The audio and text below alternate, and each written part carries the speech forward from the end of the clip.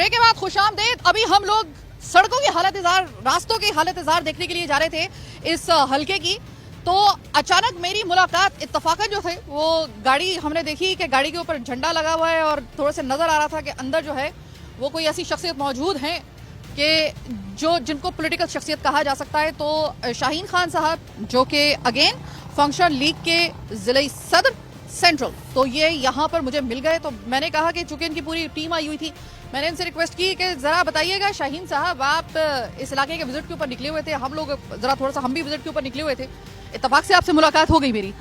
मुझे ये बताइएगा कि अभी आपके जो दीगर साथी हैं ना, उन्होंने तो मुझे बताया, तो वो तो मामलात उन्होंने ये बताए हैं कि जमाते इस्लामी ने यहाँ से सीट तो ले ली, जीत तो गए, आने से पहले दावे तो किए थे, लेकिन टके का आपको एक काम नजर नहीं आ रहा होगा सिवाय झंडे लगाने के जो अपने टाउन के उन्होंने लगाए हैं। तो फंड बेसिकली जा कहाँ पे रहा है, कुछ आप बता सकते हैं? आप तो इस इलाके के रहने वाले हैं, विजिटर हैं खासतौर पे, और आपका कंसर्न है इस इलाके से, आप कुछ बता सकते हैं? थैंक यू साइमा, आपने टाइम दिया और इस इलाके की हालत ज़ार यानी मातम के ऊपर आपने इस प्रोग्राम को रखा।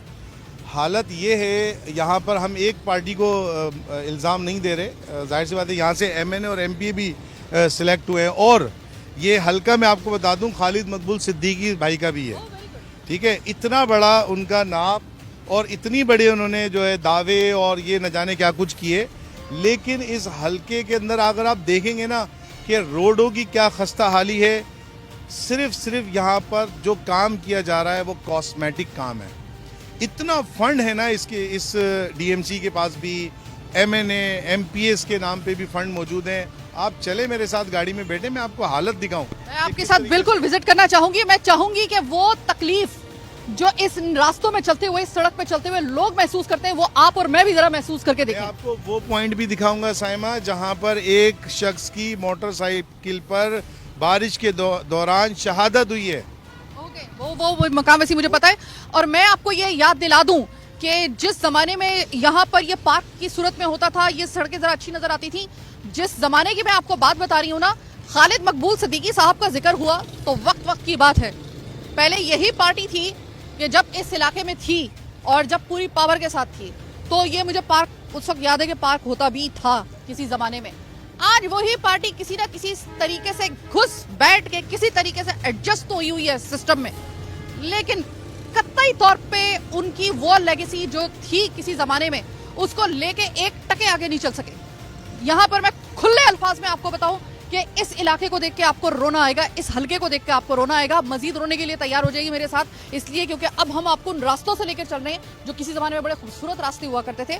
आज वो रास्ते लोगों की मौत का सबब बन रहे हैं। कैसे बन रहे हैं, मेरे साथ रहिए। इस वक्त मैं पेशगी माजरत चाहूंगी आपसे, तलबगार होंगी माजरत की, अगर मेरा कैमरा ब्लर हो जाए या आपको सही तरीके से विजुअल जो है ना वो बहुत शेकी नजर आए अपनी स्क्रीन पे, क्योंकि ये जिन सड़कों पे हम आपको लेके जा रहे हैं ना, ये वो अवामी सड़कें हैं इस हल्के की, जिसकी इस वक्त जो है आधी जिम्मेदारी जमात इस्लामी जबकि आधी एमक्यूएम पाकिस्तान पे लागू होती है। 2-2.5 साल से जो है ये अजाब को झेलते हुए, ये देख रही हैं आपकी गाड़ी तो दूर की बात है, मोटर बाइक वालों के लिए बहुत प्रॉब्लम्स हैं।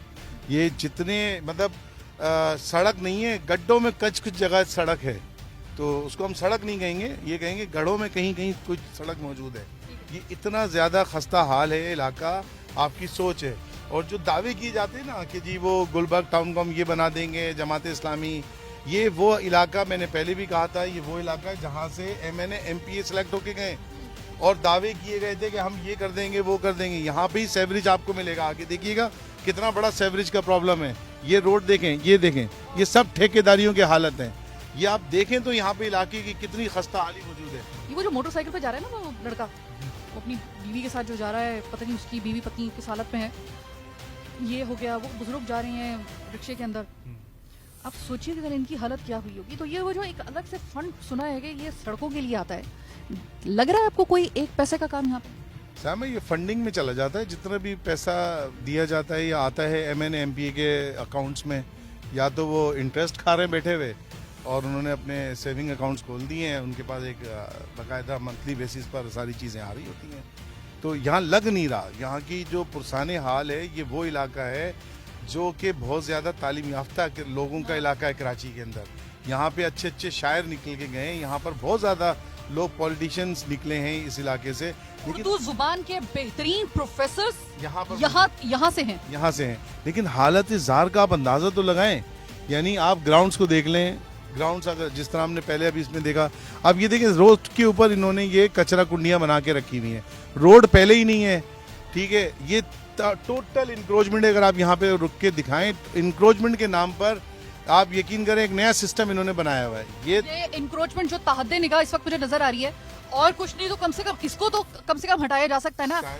एक गाड़ी लास्ट टाइम इसके खिलाफ कार्रवाई कब हुई थी, याद कीजिए। हाँ, मेरे ख्याल से यहाँ पे तो कभी कोई कार्रवाई नहीं हुई है इंक्रोचमेंट के हवाले से, बिल्कुल कोई कार्रवाई नहीं हुई। अगर ये देखें आधी आधी पूरी दुकानें बाहर निकली हुई हैं। यहाँ पे सिस्टम चल रहा है ना इसका, इंक्रोचमेंट के ऊपर भी भत्ता चल रहा है, भत्ते दिए जाते हैं। एक गाड़ी निकल के जाती है, मुझे बताएं अगर कोई पेशेंट जाएगा तो रास्ते में ही उसकी सारी कुछ हो जाएगा, अल्लाह माफ करे। तो ये कैसा सिस्टम है, कैसे लोग हैं, इनको जरा बराबर भी एहसास नहीं है। ये लोग आके बैठ गए हैं, लेकिन कोई काम नहीं कर रहे, ना रोडों पे ना किसी चीज पर, सिर्फ अपनी जेबें भर रहे हैं। और फिर दावे इनके ऐसे होते हैं, तशहीर इनकी ऐसी होती है कि मत पूछें। ये सारा का सारा जो है, सारा कारस्तानियाँ जितनी भी हैं, ये बाकायदा तौर पे एक ऑर्गेनाइज क्राइम कर रहे हैं। ये मैं आपको पहले बता रहा हूँ, ये ऑर्गेनाइज क्राइम है, और इनको इतनी टेक्निकल तरीके से खाना आता है कि ये चीज़ें ये दिखा कुछ और रहे होते हैं और करवा कुछ और रहे होते हैं। ये रोड एक दफ़ा बन चुका है आज से 2.5 साल पहले। ये गालिबन 2024 की आप बात बता रही, शायद खालिद मकबूल सिद्दीकी ने शायद इसको बनवाया था। ये बनवाया था जब बारिश के अंदर ये पूरा का पूरा रोड बैठ गया था, और इसको पेमेंट हुई थी बाय इंच, यानी सिर्फ जो गड्ढे थे उनको फिल किया था, पेमेंट पूरे रोड की हुई थी। और सिर्फ जो जहाँ पे कारपेटिंग करी थी, वो जो इलाके डैमेज थे उधर पे इन्होंने कारपेट किया था बस। और उस पर बाकायदा मैंने खुद ने देखा है कि वो फीता लेके खड़ा हुआ था और वो उसको कारपेट कर रहा था कि हमें इतना अलाउ किया, इतना अलाउ नहीं किया।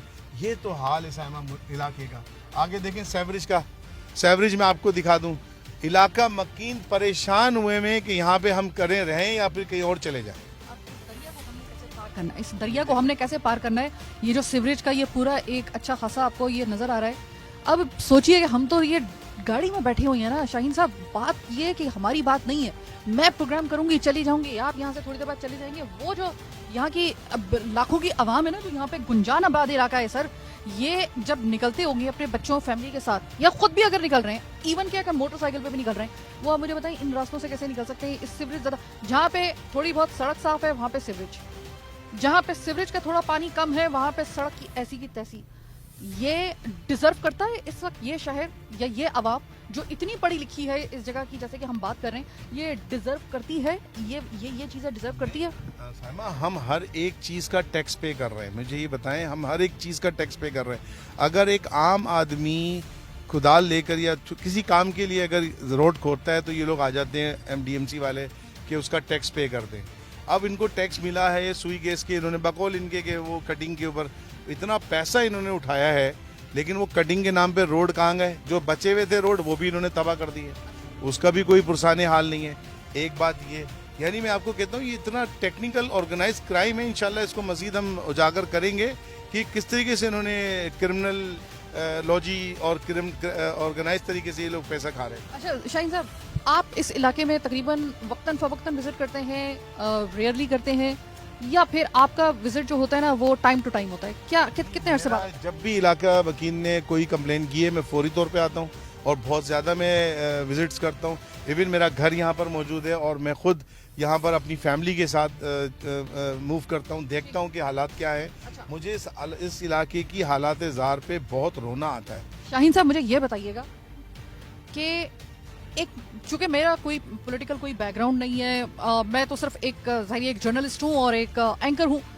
सर मुझे ये बताइएगा कि किसी इस तरह के काम करवाने के लिए एक पावर का होना, इख्तियारात की, ये ज्यादा जरूरी है या विल का होना जरूरी है?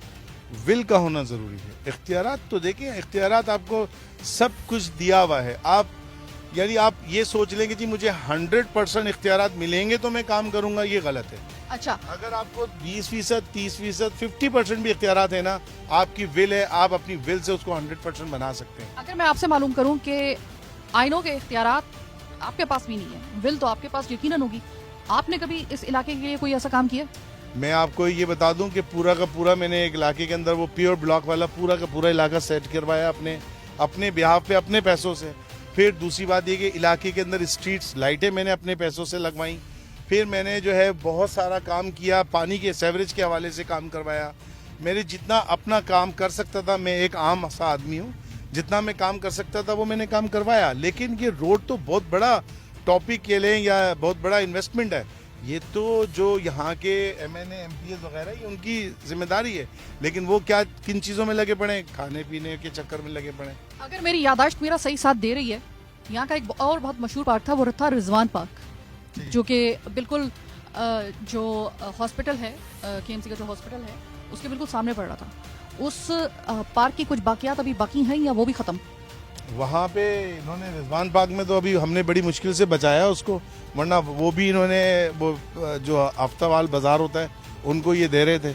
तो हमने वहाँ पे थोड़ा सा प्रोटेस्ट करके इनको हटवाया वहाँ से कि भाई ये रिजवान पार्क तो आप कम से कम इसकी ये एक निशानदेही है, ये गुलबर्ग टाउन की आइडेंटिटी समझा जाता है, तो इसको ज़रा इस तरह से ना लें। तो फिर जाके वो हटा, हमने उस पर बाकायदा प्रोटेस्ट भी किया। अदरवाइज़ इनके पास तो मौजूद था, इन्होंने तो उसको भी इतवार बाजार और बुध बाजार बना देना था। शाहीन साहब, ये लियाकताबाद हो गया, लांडी हो गया, मलीर हो गया, ये हो गया, फेडरल बी एरिया हो गया, गुलबर्ग हो गया, सर ये वो वाले अवामी इलाके हैं कि जो कि ना आपके इलेक्शंस में आपको उनकी अहमियत पता चलती है, क्योंकि यहाँ से निकलती हैं सीटें और यहाँ से आप आते हैं पावर में। अभी अगर मैं इस सिर्फ गुलबर्ग की फेडरल बी एरिया की अगर बात करूं, क्योंकि मुल्का इलाके हैं, तो मुझे आप ये बताइए कि क्या ये सिर्फ इनका काम, ये जो अभी आपको अवाम आती जाती नजर आ रही है इस इलाके की, क्या इनकी जिंदगी का मकसद सिर्फ ये रह गया है कि ये इलेक्शन वाले दिन उठे और आपको सीट्स देकर हमकिनार कर दें अपनी तादाद की वजह, कसीर तादाद की वजह से, या आपको लगता है कि इस अवाम में इतना शऊर है, अब खत्म हो गया है कि वो अपने नुमाइंदों से सवाल करना अब भूल गए हैं कि कभी कोई आपके ये उनके घरों तक पहुंचे या फिर उनके उस जगह तक पहुंचे, उनके ऑफिस तक जाकर ये सवाल करें, भले झुंड की सूरत में चले जाएं कि भाई मेरे इलाके के अंदर से तो आपने जो वोट लिए, आपने तो हमसे ये वादे किए थे, फला वादे किए थे कि भाई सड़क बनवाएंगे, फला वादा किया था कि आपने पार्क का जो है इसको पार्क की सूरत में लेकर आएंगे, इंक्रोचमेंट खत्म करवाएंगे, क्या हुआ तेरे वादे का? तो वो कोई मतलब अवाम ने भी ये सोच लिया आपके ख्याल में? शायद पढ़ी लिखी आवाम है, उसने सबर कर लिया होगा, या आपको लगता है कि इन्होंने अब मायूसी की जो चादर है वो तान कर अब ये फैसला कर लिया है कि अब जो होता है होता रहे, हमारी बला से होता रहे? क्या कहेंगे इस अवाम के अंदर कहाँ चला गया वो शऊर? इस इलाके के अंदर जो है, जो ज्यादातर जो लोग हैं ना वर्किंग क्लास के रहते हैं।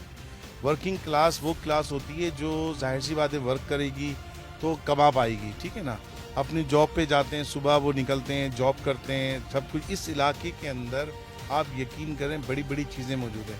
ये ताई कमांडो का बाकायदा वो कराटे सेंटर है यहाँ पर। ये रुस्तम का जो है, जो हमारे पहलवान रुस्तम थे, उनका बाकायदा तौर पे ये जिम खाना बनाया हुआ था। इसकी भी अगर मैं आपको हालत ज़ार दिखाऊं अंदर से तो आपको पता चलेगा कि क्या बर्बाद हुआ है। दूसरी बात ये कि जो आप बात कर रही है ना, आवाम उन्नास मायूस हो चुके हुक्मरानों से, मतलब वो सवाल नहीं करेंगे। वो अब मायूस इतने हो चुके हैं कि वो कहते हैं सवाल करने का भी कोई फायदा नहीं है, क्योंकि उन्होंने तो कोई जवाब देना नहीं है, तो सवाल करके हम क्या कर लेंगे। इस हवाले से अवाम उन्नास इतनी मायूसी का शिकार है, और जिस पर हम ये अवाम के अंदर उजागर करना चाहते हैं कि देखें ये आपके टैक्स पेयर का पैसा है, आप टैक्स पे करते हैं। यहाँ पर आप जाएं तो देखें तो किस बुरी सिचुएशन के अंदर लोग रह रहे हैं। बहुत बुरी सिचुएशन है पूरे कराची के अंदर। मैं गुलबर्ग को इस वजह से फोकस कर रहा हूँ क्योंकि गुलबर्ग डिस्ट्रिक्ट सेंट्रल में आता है। डिस्ट्रिक्ट आप देखें, एक मिसाल आपको मैं बताता हूँ, अगर आप आगे गाड़ी रुके तो मैं आपको दिखाता हूँ। एक कराची का एक कस्टम था या तहजीब कह लें, मैं उसको ये बताऊँगा कि एक हमारी होती थी कि हम उसको कहते थे छोटी गली। इस छोटी गली को गंदी गली बना दिया गया। इसकी हालत ज़ार देखे, ये छोटी गली हवा के लिए होती थी, इसमें से इतनी ज़बरदस्त हवा आती थी। जब हम लोग बैठते थे, बचपन हमारे यहीं पे गुजरे कि हम बैठते थे कुर्सियों के ऊपर, तो हवा बड़ी आती थी, तो गर्मी का एहसास कम हो जाता था। लेकिन अब ये जो छोटी गलियां हैं जिसमें गंदगी के अंबार हैं, ये आप देखें हमारी तहजीब, और ये देखें किस तरीके से लोग ख़ासतौर पर ये कचरा चुनने वाले जो हैं, ये दनदनाते फिरते हैं। और मुझे जहाँ तक आप माजी की बात बता रहे हैं तो मुझे तो थोड़ा सा ये भी एक विजुअल्स फिटेड मुझे आ रहे हैं। यहाँ पे तो कुर्सियां बिछा के आप लोग बैठा करते यही ना, यहाँ पे सारे फैसले होते थे, कुर्सियां बेचती थी, बहुत अच्छा कल्चर होता था। अब बाकायदा तौर पे इसको तबाहाल कर दी। यानी यहाँ पे तो झाड़ू वाला तो दूर की बात, मेन गली की तो बात वो तो आते ही नहीं है, तो यहाँ पे क्या आएंगे। तो उन्होंने पूरा का पूरा इंफ्रास्ट्रक्चर तबाह बर्बाद कर दिया। ये देखिए, ये है इस जगह का बाजार। एक तो वैसे ही इलीगल लगा हुआ है, ऊपर से इसके जरा साथ के इतराफ के जरा मनाजिर देख लें। होना तो ये चाहिए कि मुझे अपनी नाक बंद करनी चाहिए, लेकिन 10 साल का तजर्बा है, यही वाले प्रोग्राम मैंने किए हुए हैं, तो इस वजह से ये वाला नखरा मैं नहीं दिखाऊंगी। आगे आपको लेकर चलती हूँ तो आपको यहाँ पर कोई ऐसी चीज आपको नजर नहीं आएगी जिसकी जो इस चीज की निशानदही करेगा। यहाँ पे किसी किस्म की कोई सिविक सेंस है ना, यहाँ पे कोई आपको जो इंतजाम है या किसी किस्म का मैनेजमेंट है या किसी किस्म की कोई रोक टोक है या किसी किस्म का कोई काम होता हुआ आपको नजर नहीं आएगा। ऐसा कोई काम आपको नजर नहीं आएगा। आप सोचेंगे यहाँ पे आके कि आप एक सिविलाइज्ड एक इलाके में खड़े हुए हैं। ये फेडरल बी एरिया गुलबर्ग है। आवाम से जरा थोड़ी सी बात करते हैं। आवाम के बगैर आपको पता है हमारा शो मुकम्मल नहीं होता है। अस्सलाम वालेकुम सर। सर आप इसी इलाके के रहायशी? जी। सर आप ये बताइए कि अगर मैं आपसे इस इलाके के बारे में मालूम करूं, उससे सबसे बड़ा आपको क्या मसला इंफ्रास्ट्रक्चर का नजर आ रहा है? सड़कें, तजावुजात, पानी, सीवरेज, क्या जो आपने नाम लिया वो सभी कुछ है यहाँ पे? सब कुछ है। ये सारे मसाइल हैं, सारे मसाइल हैं। सर आप ये बताइए, आप कह रही हैं तमाम के तमाम ये मसाइल यहाँ पर मौजूद सीवरेज हैं। का मसला, लेकिन जो अभी काम हो रहा है, जो इस्लामी ने ये किया है गलियों में, वो बहुत जबरदस्त हुआ है। सर वो कोई गली एक मुझे दिखा दें, मैं पूरा इलाका छान मार के आई हूँ, मुझे नहीं। आप है ना आगे जाएं और लेफ्ट साइड रॉयल स्वीट वाली गली, मस्जिद अक्सा वाली गली, सिर्फ एक गली? 4 गलियां हुई हैं इस तरह की। 4 गलियां हुई हैं। सर रकबे के एतबार से और आबादी के लिहाज से अगर हम सेंसस की अगर बात करें ना, वो कंट्रोवर्शियल सही, लेकिन उसके मुताबिक भी 5.5 लाख से ज्यादा की लगभग आबादी है। हुआ है तो इंशाल्लाह हर जगह का काम होगा। मतलब 2 साल में 4 गलियां? बस अभी स्टार्ट लिया, देखें ना, उनको मौका मिला है, ठीक है। अस्सलाम वालेकुम। वालेकुम अस्सलाम। सर आप यहीं पे इधर के रहायशी हैं? जी। सर अगर मैं आपसे कहूं कि यहाँ का सबसे बड़ा इस गुलबर्ग का और फेडरल बी एरिया के इस पूरे इलाके का क्या मसला है? टूटी सड़कें ज्यादा बड़ा मसला है, पानी का मसला है, सीवरेज का? सड़कों का भी मसला है, पानी का भी मसला है, हर चीज का मसला है। इवन के बिजली तो अलग ही है और गैस का भी मसला है। तो फिर सही क्या है? कुछ भी नहीं है, कुछ भी नहीं है। जब से ये हुकूमत, जाली हुकूमत बैठी हुई है, ये सारी बुराई है, समझ लें आप। जो हक ईमान की बात है ना, जो अल्लाह को जान देनी है हमने, तो वो यही है कि इंसानियत की कोई वो नहीं है। अब अगर मैं आपसे ये मालूम करूं कि ये अगर तमाम के तमाम मसाइल हैं, कभी ऐसा हुआ है कि आप अपने नुमाइंदों के मत्थे लग गए हो, पूछा हो आपने, ओ भाई लेके आए, पूछ सकता है उनसे? कौन तब पूछ आप सकता हार है? चुके? तो ऐसी बात है, कौन पूछ सकता है? आप खुद बताएं, कोई पूछ सकता है उनसे? आप एक मामूली से जो हमारी हिफाजत के लिए बैठे हुए ना मुहाफिज, हमारे पुलिस वाले एहलकार, उनसे नहीं पूछ सकते हम? तो हुक्मरानों से तो दूर की बात है। पुलिस वाले लाए जाते हैं, ये वो हैं जिनको हम मुंतखब करके लेके आते हैं। ये तो आवाम से ही निकलते हैं, लेकिन आवाम का काम कोई नहीं करता। आवाम का काम कोई नहीं करता। इसका मतलब ये है कि इस जगह की कोई कल सही नहीं है, किसी भी इस इलाके में कोई कल सही नहीं है। कोई चीज, कोई गटर लाइन वगैरह, ये वो सेवरेज का निजाम सब तबाह और बर्बाद है। आगे चलते हैं लोगों के पास मजीद, इससे पहले के लोग। अस्सलाम वालेकुम सर, रिहायशी आप इधर के? जी जी। सर आप ये बताइएगा कि इस इलाके में जहाँ पे हम लोग खड़े हुए हैं, इस इलाके में सबसे बड़ा मसला आपको क्या दिखाई दे रहा है? टूटी सड़कें, रोड खराब है, गटर का पानी आता है, हर वक्त लोगों को तकलीफ है। बस यही है इसी पूरे रोड का। अभी ये वाला क्रॉस करें, अजीजाबाद वाला देख लें, वो भी सत्यानाश हुआ हुआ इसका। हमको सबसे बड़ा मसला यही है रोड का। तो कभी सर आपने आपके नुमाइंदे कभी तो आपको टकरते होंगे ना, कभी आपने उनसे पूछा? आते हैं दियादे जब उनको वोट चाहिए होते हैं, उसके बाद कभी नजर नहीं आता? बात तो फिर वो सलाम वालेकुम वालेकुम अस्सलाम चले गए भाई, चले अजान।